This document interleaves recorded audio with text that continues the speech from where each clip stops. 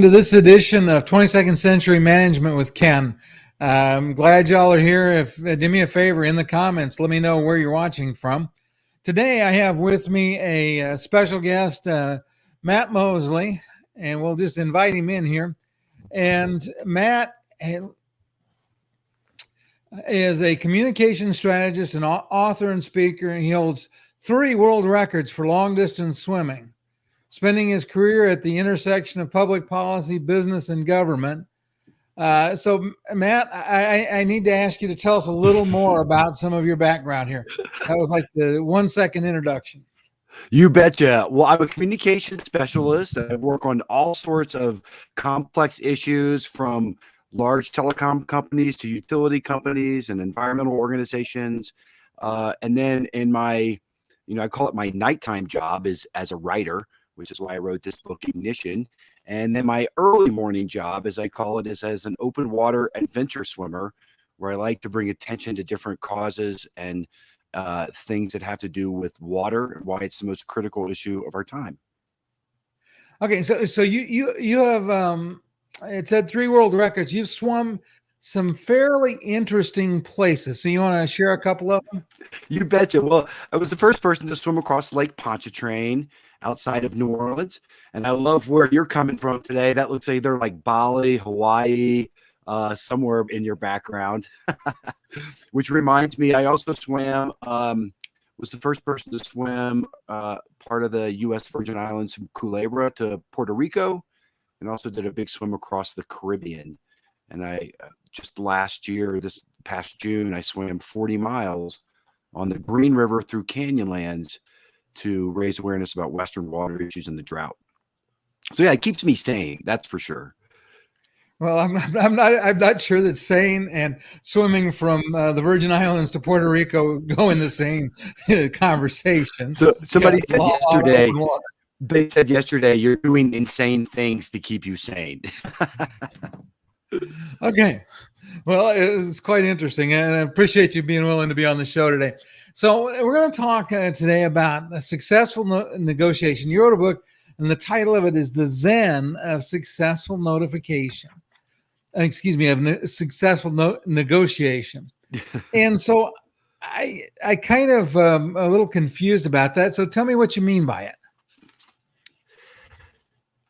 Well, whenever we are in a negotiation, right, some people think that it's an adversarial relationship, and that whenever we're in a mediation or something, that we're always trying to get something from the person across the table from us, and they're always trying to get something from you. And so it sets up this adversarial thing.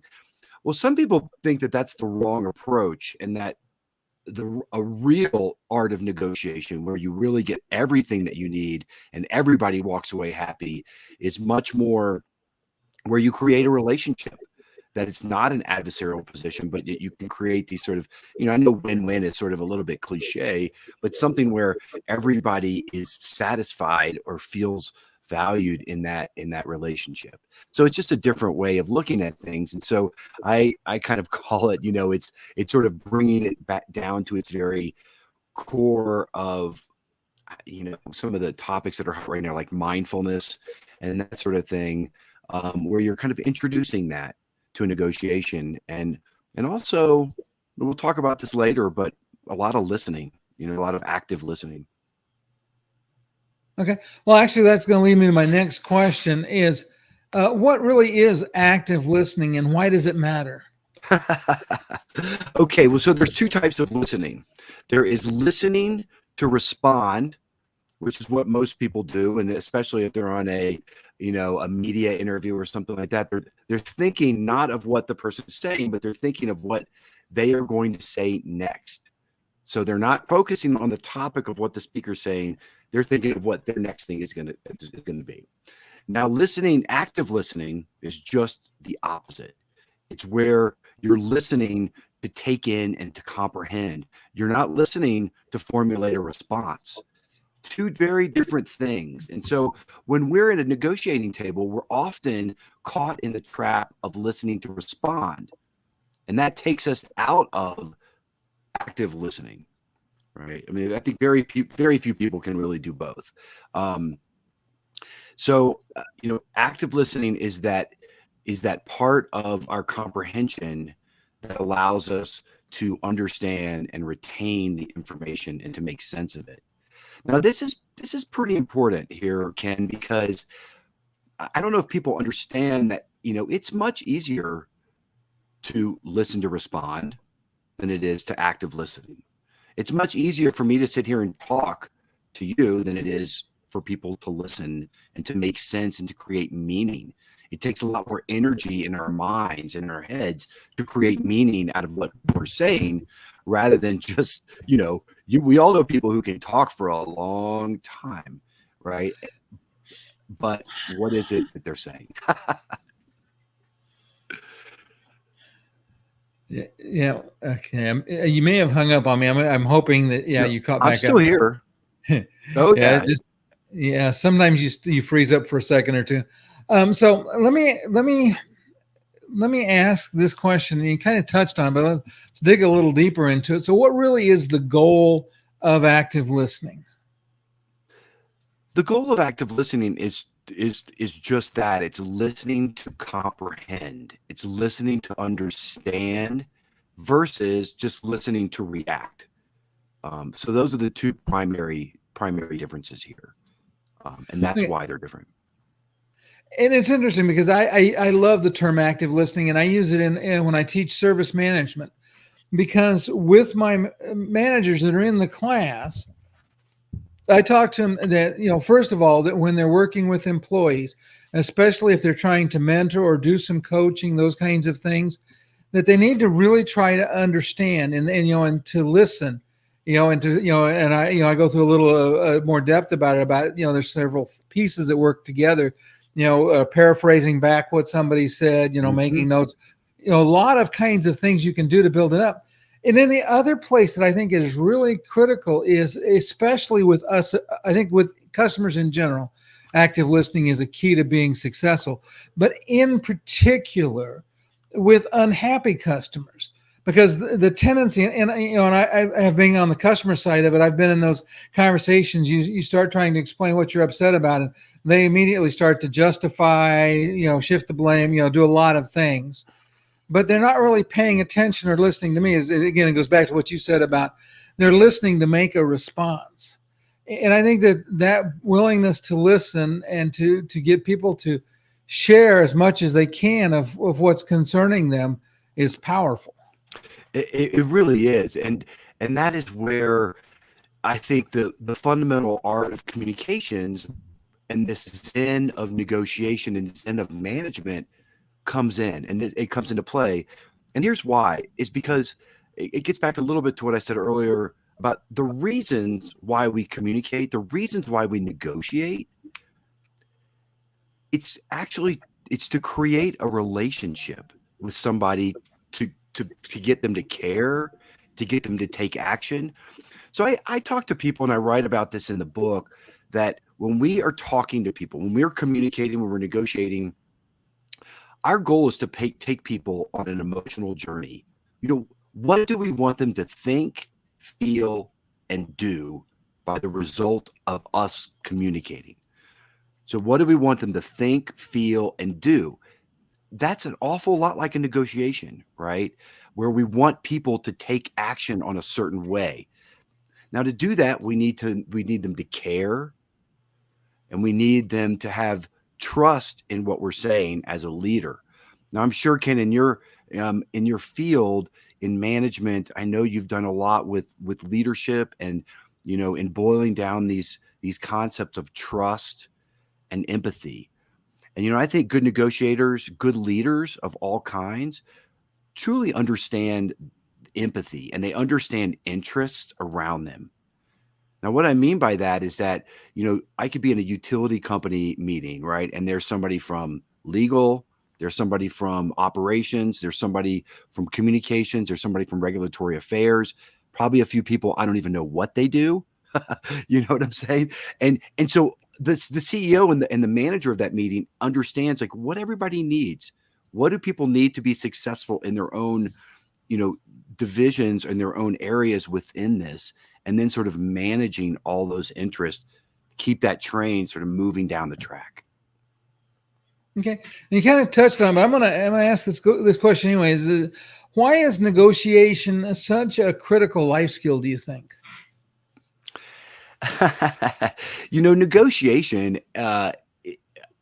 everything is a negotiation, whether we're ordering something from a restaurant, ordering a pizza, buying a car. I think there's negotiation happens in so much of our lives, and probably in our own heads, where we don't realize how much we negotiate with ourselves. Like, okay, well, if I do this, then I'll X, Y, and Z will result, or what have you. I don't know if you've ever drawn a parallel between negotiation and improvisation, but they're very similar in the sense that they're both unscripted and they're both the theater of the possible, the theater of what anything can happen, and that you can write a story based on these little sort of negotiations. I write about it. I'm saying this again, but I write about it in Ignition in terms of I have a piece on improvisation, and it was a pretty phenomenal interview with a good friend of mine who's an improv star, and she posed the question: how do I support somebody if I don't agree with them? Right? How do you support somebody if you don't like what they're saying? That's a profound question, because you've all seen it before, right, Ken? In an interview or a meeting, somebody throws an idea out and people go right back to their phones. They poo-poo it. That'll never work. That's ridiculous. Her answer in improv is that when somebody gives you something you don't like, you make it better. You sort of make it your own and you build upon it to make something that's better than the sum of its parts. She uses the example of like Tina Fey, right? Who's she came out of the art of improv in Second City. And if Tina Fey from Saturday Night Live, you give them a horrible idea, they're going to make it the funniest thing you've ever heard. And I think that's some of our responsibility in the boardroom and in meetings too, is to say, okay, how do we take these concepts and build on them instead of just poo-pooing what other people say? And so I think that's a profound, you see good leaders that do that really well and bring people along instead of just shutting them out. I think it's profoundly important. Well, I think that's a good analogy because, again, even if you're chairing the meeting, and somebody brings an idea up, you might feel it's okay, but some of the people that are attending the meeting, I think on the technical side, so you got a group of technicians, somebody makes a suggestion, everybody else starts finding all of the reasons to work. I think that you could maybe even take that skill and say, well, how could we make his idea better? So that you, rather than putting the person down that brought the idea to the table, to try to get people to collaborate with him to help improve it. What do you think of that? Is that the technique that they use in improv is that very thing. So you might say, Ken, that's a wonderful idea. We actually did that back in 2003. So what we learned from it was this. So what if we took your idea and we said, yes, but how about we add this? Maybe we can try it again. Right. So that would be a technique of good leadership where you say, you sort of kind of build on that idea and then offer something more on it. And that's what it's an improv technique. And so I also want to talk about, in negotiation, people don't really think, good negotiators don't just sit down and say, all right, what do you want? That's pretty crass. I think that's people that don't know what they're talking about or don't know what the deal is or haven't done their homework. Because I have a good friend, Jonathan Barch, and he's the CEO of Collaborative Decision Resources, CDR, and they do massive mediation projects all around the country. And he says, in a negotiation, you don't start with what do you want? You always start with sort of what is the understanding of where they come from, and sort of having that relationship then allows you to get to, because sometimes what they want is not what you have, or you can't give them what they want, but you can also find out ways to satisfy some of their needs. So I think having that sort of, Jonathan talks about having kind of a Socratic dialogue process with the people that you're in negotiations with is a really helpful way to start out. And he says, I'm going to read you just a little passage from the book. We were actually skiing coming down from the mountain one day, and we had this really fascinating talk about his work. And he says, good negotiators from time to time go beyond listening, and at the right time chart a path forward that identifies the methods and or substantive paths that will meet as many of the interests as possible in order to advance towards resolution. So that's what good leadership is taking all of that and putting it into a bucket and saying, this is what we can do. This can be a path forward. And then you kind of start there. Yeah, it was interesting. I think it was in the notes that I got for today's discussion, but negotiation is a skill we need at home sometimes too. Probably more than anywhere.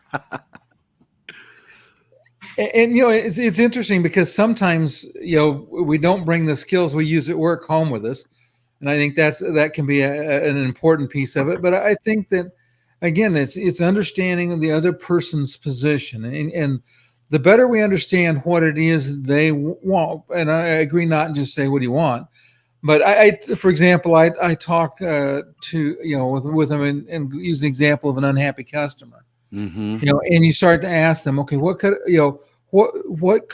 I do to help? What can I do to make this better?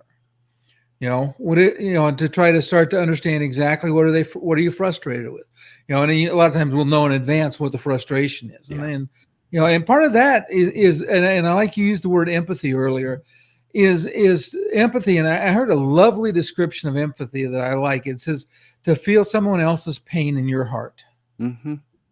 And their joy too, yeah. Yeah, well, exactly. To feel what they're feeling in your heart would be a better way of saying it. But what that means is that when a customer is upset, that we can understand and we feel, we understand why they're upset. Because if that had happened to us, we would be upset as well.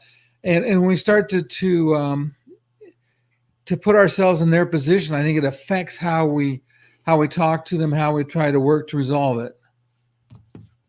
Absolutely. And those concepts are not just accidental, because sometimes we think, well, I don't understand. I'm not an empathetic person. Well, it's a muscle. It's a skill that you build, right? Listening, active listening, that's a skill that you build. These aren't accidental, people, some people are born better, I guess, than others, like an athlete, I suppose. But a lot of times it's just training, right? It's just training that we have to train our minds. And you're so right that we don't use some of these skills that we develop at home, and we sort of just let go, and you sort of walk in the door, and maybe that's when you stop listening to the people around you and like kind of the people that you need to be listening to the most, right? And what do they need, and what are they telling you? And I think that's just really important. A lot of these concepts. So the Ignition book, Superior Communication Strategies, I spent 6 years working on this book, and it was an investigation of this great paradox of, if we're so interconnected now and we can have these conversations at a touch of our fingertips from Germany to Japan in the middle of the night, then why are people so isolated and alone? And then if we know communications is so important to our career success, then why are people so bad at it? So I set out on this journey to write this book, Ignition, and I interviewed about 24 people at the top of their fields, from fighter pilots to astrophysicists, top-selling authors, producers at Disney, and advertising mavens, to find out what were some of the universal truths about how people communicate. And so that's where I think, this is a skill. It's one of, they call it a soft skill, but I think it's probably the most, it's kind of like water, right? We don't really think about it until you really need it, or until it's not there. And you need somebody to say, like, what are we doing here, people? We need a communications plan. When it's not there, you realize how much you need it. And so I think it's one of those skills that can be learned. It can be trained. People can be better at it. And I think leaders and managers need to think about their communications more now than ever.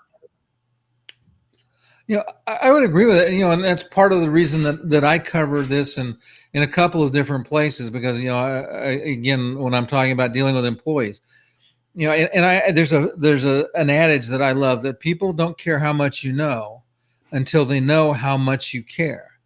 I And when love people that. see that you care, then you start to have the ability to break down the barriers that might exist. And I think it is within the family, within the in the work relationship, and it doesn't matter whether it's peer to peer or whether it is, manager to subordinate or subordinate to manager. All of those things really matter. It's interesting. I worked in corporate America for a while, and one of the things that you see a lot of silo building, that everybody builds their little empires, and their empires are their empires, and you don't mess with it. And it's so counterproductive, and I try to teach my service managers, because in the copier industry, tends to be a little animosity or bad feelings between sales and service. And I said, stop building silos, start being a bridge builder, start trying to figure out what you can do to help them. And when they see that you start to do that, it may open those channels of communication, because I think it is so critical. And then the second piece, and this is the one that most people are really bad at, is when you've got an unhappy customer. And I tell them, I say, when you're on the phone or Zoom with an unhappy customer, the first thing is tell me what happened. Tell me how that made you feel. Tell me how it impacted you. What else is going on? And I tell them to keep saying, and what else, until the customer runs out of steam. Let the customer get all of their feelings out, because, again, if you start trying to put the cork in the customer, and they got all this steam building up, all you're going to do is create an explosion. Yeah, it's so much more about drawing them out, letting them express themselves, I think is a huge piece of it. Well, isn't that what I talked about earlier? Is you don't start with what do you want, you start with the expression of their kind of what their issue is, and like what the context is, and that becomes, getting back to what you said, what's the Zen? What does the Zen piece mean? And that is it. It's the understanding of the empathy, the interest. How do you build trust in your your clients and your customers? And I bet you, as a when you have a customer with a big problem, if you demonstrate trust and empathy, first of all, if they trust you, that you have their best interest at heart, and that they understand that you really do care and you want to make it right, I think that could go so far in resolving issues that it's amazing. When they don't trust you, there's almost no way to resolve it, right? Yeah. They just don't trust you. I mean, and you probably won't keep them around anymore either. No, and I agree 100% with that. And like I said, I've been on some, the bad end of some very ugly customer experiences, and I try to think about, again, I use the feelings I had and try to get people to understand that, okay, this is what your customers may feel, and so we got to deal, because if we don't deal with the feelings, and a lot of times, we tend to be logical, and we want to go at it that way, but feelings are in a lot of cases, I think, more powerful than logic. Yeah. Oh, and that is such a great point, because logic and facts are not how people understand reality or themselves. What science has shown time and again, neuroscientists have studied this up and down, is that people respond to stories. They want something in a packaged meaning. I deal with a lot of transportation executives sometimes who, billions of dollars and acronyms and all of these things and engineering terms, and people are just like, so what's the road look like? Tell me the story of the road, and it's that's what we do in our business, is really help people crystallize their stories, and especially in a crisis, right? And we saw this in a global pandemic, where stories about how people cared and we were kind of in this together really won the day there without, when it was just a transactional deal and that we're, kind of everybody goes in their silos. That's not really the best strategies there. So I think, you bring up just such a great point there. It's so true. Yeah, and I love what you said about stories, and it's interesting. Here's another adage that I heard that I like. And the adage is that facts tell, stories sell. Well, facts sell, stories show too. Okay. And so in writing, there's a you hear it drilled into your head: show, don't tell. It's like, show me that you love me to your wife. Don't tell me you love me. What acts are you doing to show? You can't write a book and say he really loved her. You have to show all the acts of what he did. What were the physical manifestations of that? So facts are just facts. I love that. Facts tell, stories sell. Yeah. Well, It rhymes and better, right? yeah, and I think that one of the things, and it occurred to me, and I've talked a little bit about this with in some of the speeches I've given, is one of the challenges that we have right now is too many times especially in the social media environment, when people are trying to market their company, they put out lots of facts and lots of information. And what's much more powerful in that is short form stories telling how a customer overcame a challenge using their product or their service. Mm-hmm.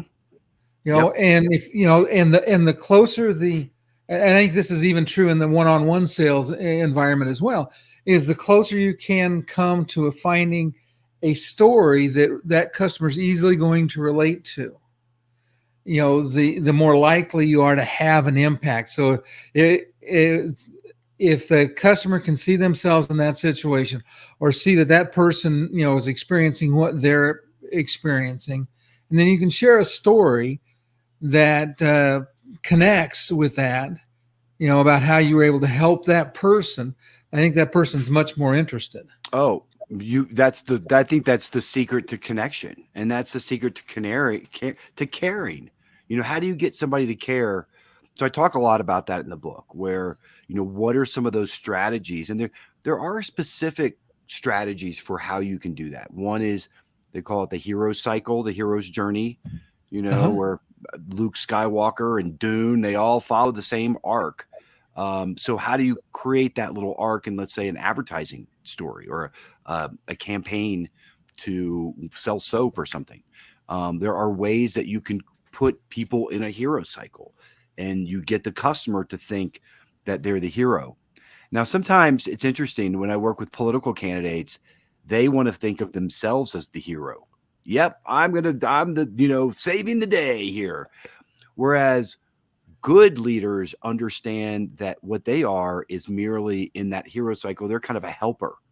They're the helper that's going to help the voter and their constituent get safely through the year, safely through the day, sail safely across turbulent and troubled waters to feel safe. So when who is the hero and who is not is really important in this sort of storytelling and negotiation and communication. Yeah, it was interesting. I took a speech class, and they were talking about that we all needed to have a story that we could use, and they used an example of a young lady that had overcome some really bad circumstances, and they said that when she tells her story, because she was homeless and a friend invited her to live at their house, but didn't mention the fact that she was going to live in a chicken coop, and they said that when she tells her story, she walks the audience into that chicken coop, and they can feel the smells. I mean, they can feel the emotions, smell the smells, see what she saw, and he said at that point, she owns the audience, because now, they've been into that room with her, and then, she tells her how she overcame it. And I think, that there's so much power in a story. In fact, I love stories. I tell stories all of the time in class and when I speak, because I think that stories are so powerful in so many ways. Yep. Well, and I think that's what we forget too, when we're, in the litany of facts and figures, is what does it all mean? and then that's where we have to go is how do we create meaning? Because to get back to our topic in terms of the Zen and negotiation, a negotiation is it's this theater to create meaning around a situation. And what are the outcomes as a result of that meaning? So I think it's really fascinating. Yeah, and it's interesting because I think a lot of people envision negotiation like haggling. So what will you give me for it? Well, I'm not going to give you that much. Well, I can let you have it for this. Well, I'm not going to pay that much. And I guess it's very crudest. That might be some negotiation, but it really is haggling, is what it is. Right, and that that only really happens these days at like car lots. I mean, maybe some other places, but you know what I'm saying? Like, I really don't like to think of my life as a going through this constant transactions. I like to think of my life as having great experiences and relationships, which sometimes are not transactional. And I think that's, if you can get to that point where, hey, this feels great. This isn't even like a sale. This is like creating a friend. That's what you want. Yeah, I agree. If it's done right, you both walk away and you both feel good about what happened in the conversation. Now, and it's been interesting because sometimes I've walked away with I'm not going to get any business out of this, but I still felt good about it because I realized it wasn't something I could solve their problems. Right. And I typically would tell them how or give them some suggestions where to solve the problems. Because even if you wind up not getting business out of this, you don't get the transaction this time, you want to make sure that when you leave a negotiation that you do it in a way that they'll think about you for future things, that that they like the conversation with you. Mm-hmm. Yeah. And that's just so important. And I have a call to action too in the book where I believe that because we're facing some really big challenges as a society, as a civilization, and I think that this communications is very much our secret sauce of how we can survive better into the future. And the reason I say that is because I went back in the book and I did a bunch of research and found that paleontologists discovered that there were many other sapien tribes. We're Homo sapiens, but there were other sapiens. There were like 8 to 10 other sapiens walking around out there. And we were able to drop our larynx and develop a better sense of communication with each other so that we could then collaborate for a greater purpose and a greater good. And that one skill right there has been responsible for our complete dominion on this planet as Homo sapiens, and why we are the dominant species of every species, the alpha of all alphas, right? It's because we could communicate for a greater good. Yeah. And I think that is really profound. On a micro level, when cells in our body don't communicate, it's called cancer. On a, where nations don't communicate, it's called war. When spouses don't communicate, like you mentioned, when they come home and they don't listen, it can lead to divorce. So I just think, we trace a lot of our societal roots and problems to this one particular skill that is so taken for granted. Again, I think it's very much like water. It's kind of amorphous. It takes different forms. And when you say, yeah, it's really important, people are like, well, yeah, okay, why? What? But we don't really stop and think about it. So that's why I wanted to write this book and get out there. And my call to action to people is to really be a participant in life and not a spectator. And that we're going to give you these tools to go out there and do this and be involved in some of the bigger issues of the day. There's public education funding, there's housing, there's healthcare, transportation, global warming. There's all sorts of things that need our attention. So, I think it's time to get out there and do it. Okay. Well, I appreciate you being on, Matt. I will put your contact information in the show notes, on the description on LinkedIn. Put it in the show notes on YouTube, and it'll be in the audio file as well. So wherever you're watching, listening to this podcast, you'll be able to figure out how to get a hold of Matt. You'll find a link to his book. all of those things. And I really appreciate you being here today, Matt. Well, thank you so much, Ken. It was a real pleasure. If anybody wants to reach out to me, we're at the ignitionstrategygroup.com.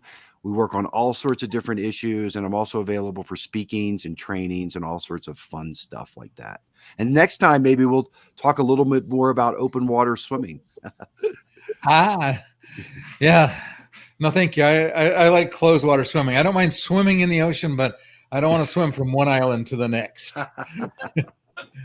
Okay. All right. Well, thanks a lot. We'll say goodbye to the audience. If you want to hang around for just a second, Matt. So everybody, we'll be back next week. On LinkedIn, you can see the schedule. If you're following this on YouTube, you can see the upcoming broadcast there as well. And we'll see everybody next Tuesday at 2:00. All right. Thank you.